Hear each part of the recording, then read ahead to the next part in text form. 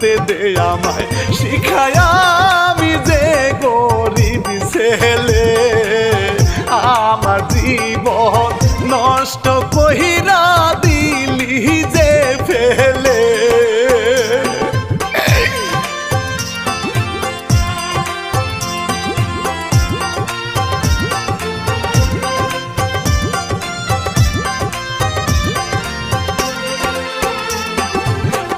ছিল পুলিশ ফাঁড়ি সাকিব চলে গেল